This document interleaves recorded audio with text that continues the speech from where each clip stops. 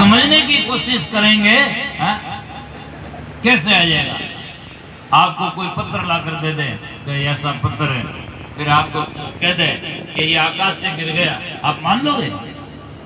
कोई नहीं मानेगा। सबको मालूम है कि पत्थर है तो कहीं कहीं खान से निकला है, चाहे क्या करके ब्याऊर में निकलो, चाहे मद्रास में निकलो, कहीं भी निकलो, तो कहीं से भी निकला पत्थर तो निकलता खान से है।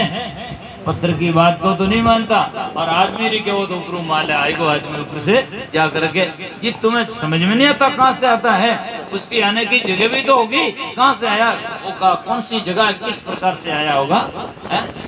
और ऐसी बात कह देते जो नहीं होना है वो कह देते, तो लोग कहते अलौकिक बात कह दी। इस संसार में क्या है सजना? अलौकिक तो सजना लोग तो दुनिया में दिखने वाले जो जड़ पदार्थ हैं, और अलौकिक तो संसार में सजना देखने वाला दृष्टा चेतनी, इससे और दुनिया में कोई अलौकिक बात नहीं हो सकती है। इसीलिए संत महात्मा कहते हैं लोक वेद मर्याद उल्लंघी। वाणिया में बहुत सारी बातें कहनी लिखी है। तुलसीदास जी के हाथ में कलम आई, पूज्य विप्रशील गुण हिना, सुदृढ़ पूजो गुण ज्ञान परवीना। लिख दिया, ब्राह्मण थे वो, तो क्या लिखने से सही हो गया? सही बात हो गई क्या?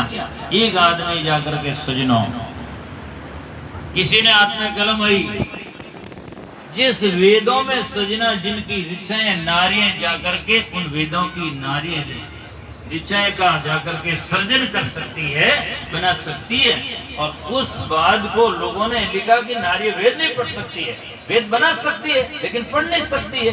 कितनी जाकर के बात है। और एक संत को माँ जाकर के सजना, एक संत को नारी जन्म दे सकती है लेकिन एक संत का पाँव नहीं छू सकती है?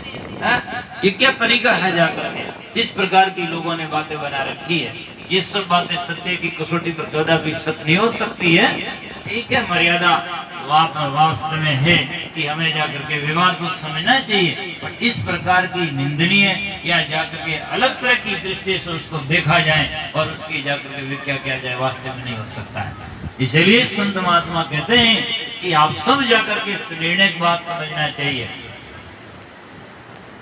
भागवत में लिखो, एक आदमी और शस्त्र अर्जुन, उन शरीर में 1000 आता, सही है,